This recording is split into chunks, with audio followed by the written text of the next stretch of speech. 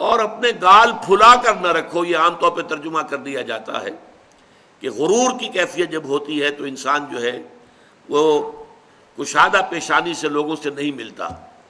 سیدھا بات نہیں کرتا، بڑا ذرا سا گردن میں خم، سعر اصل میں کہتے ہی ہیں،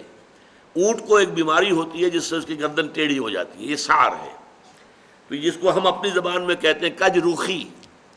ایک آدمی آپ سے بات کرنا چاہتا ہے، آپ اس سے فیس نہیں کر رہے، اسے ذرا یوں کر کے بات کر رہے ہیں، گویا کہ براہ راست اسے ایڈریس کرنا، یہ اپنے مقام سے آپ بڑا فرو سمجھتے ہیں کہ یہ تو نیچے ہے، میرا مقام بہت بلند ہے۔ اسی طرح یہ جو کج کلاہی ہوتی ہے،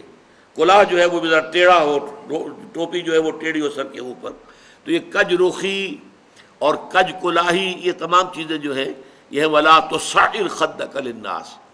جب کسی انسان کو خیر کی توفیق مل جاتی ہے، بھلائی کی توفیق مل جاتی ہے، جب وہ فطرت کے راستے پر چل رہا ہے اور نیکی کے راستے پر چل رہا ہے، تو اب سب سے بڑا خطرہ جو اسے لاحق ہو جاتا ہے، شیطان جو ہے اس کے لیے سب سے بڑا گڑھا جو کھودتا ہے جس میں کہ وہ گرا سکتا ہے اس کو، اگر انسان جو ہے چوکس اور چوکن نہ ہو، تو وہ یہ کہ غرور پیدا ہو جائے، زوم پیدا ہو جائے اپنی نیکی پر، اپنے تقوی پر، اپنی بھلائیوں پر، اپنی عبادت گزاری پر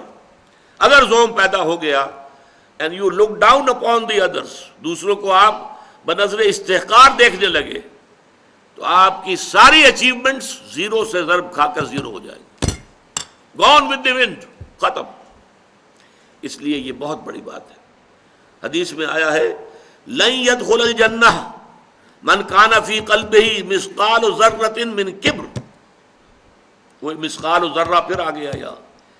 جنت میں ہرگز داخل نہیں ہو سکے گا وہ شخص جس کے دل میں ذرے کے ہم وزن بھی تکبر ہوگا۔ اور حدیث قدسی ہے الکبر ردائی،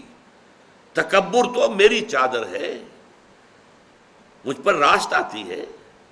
المتکبر اللہ کے ناموں میں سے ہے، هو اللہ الذی لا الہ الا هو الملک القدوس السلام المومن المہیمن العزیز الجبار المتکبر، وہ المتکبر ہے، المتعال ہے، بہت بلند ہونے والا اور بہت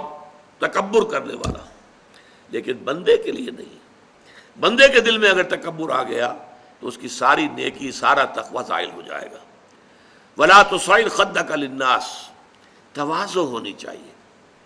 شیخ سعدی نے بڑی خوبصورت اس کے لیے مثال دی ہے۔ درخت ہے،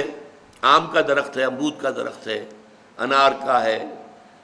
سنترے کا ہے، جب اس پر پھل آتا ہے تو شاخیں جھک جاتی ہیں۔ اسی طرح انسان کو اگر اللہ تعالیٰ خیر عطا کر دے، اچھے ثمرات اس کی سیرت میں، اس کے کردار میں، اس کی شخصیت میں، علم کے اعتبار سے، کردار کے اعتبار سے بھلائیاں آ جائیں، پھل آ گیا ہے، تو اب اس کو جھک جانا چاہیے، تواضع ہونا چاہیے۔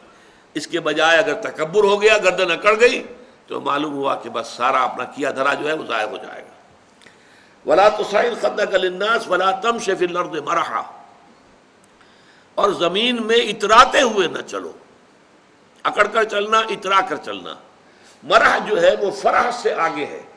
فرح کہتے ہیں خوشی سے آپے میں نہ سمانا، وہ تو خوشی سے آپے سے باہر ہو گیا، یا وہ نہیں سما رہا تھا، وہ کوئی اور لفظ میرے ذہن میں نہیں آ رہا اس وقت۔ تو یہ جو اس فرح سے آگے مرح ہے، اس میں یہ ہے کہ انسان اترا کر اپنی بڑائی، اپنی خوبی کا اظہار بھی کرتا ہے۔ وَلَا تَمْشِ فِي الْأَرْضِ مَرَحًا۔ اب آپ دیکھیں گے کہ یہ مضامین جو ہیں قرآن مجید میں ان کی اہمیت کا اندازہ اس سے ہوگا، سورہ بنی اسرائیل کے 4 رکوع میں بھی آئے ہیں، وَلَا تَمْشِ فِي الْأَرْضِ مَرَحًا، زمین میں اکڑ کر مت چلو، یہ وہاں بھی آیا ہے۔ اسی طریقے سے اور دوسرے مقامات پر سورہ الفرقان کے آخری رکوع میں بھی آیا ہے، وَعِبَادُ الرَّحْمَنِ الَّذِينَ يَمْشُونَ عَلَى الْأَرْضِ هَوْنًا، اللہ کے نیک بندے تو وہ ہیں جو زمین پر چلتے ہیں تو آہستگی کے ساتھ چلتے ہیں، وہ زور سے قدم مار کر نہیں چلتے، گردن اکڑ کر نہیں چلتے، گردن اکڑا کر نہیں چلتے، اور گردن بھی اکڑی ہوئی ہو اور سر کے اوپر ایک جو ہے صافہ، اس کا ترا بھی جو ہے وہ بڑا اونچا کر لیا گیا، تو اس سے کیا ہوتا ہے؟ اِنَّكَ لَن تَخْرِقَ الْأَرْضَ وَلَن تَبْلُغَ الْجِبَالَ طُولًا، تم کتنے ہی زور سے پاؤں مار کر چلو گے ہماری زمین کو پھاڑ نہیں سکتے، اور کتنی ہی گردن اکڑا لو اور کتنا ہی ترا چڑھا لو، پہاڑوں کی بلندی تک تو نہیں پہنچ سکتے۔ تو یہ در حقیقت مضمون بہت اہم ہے،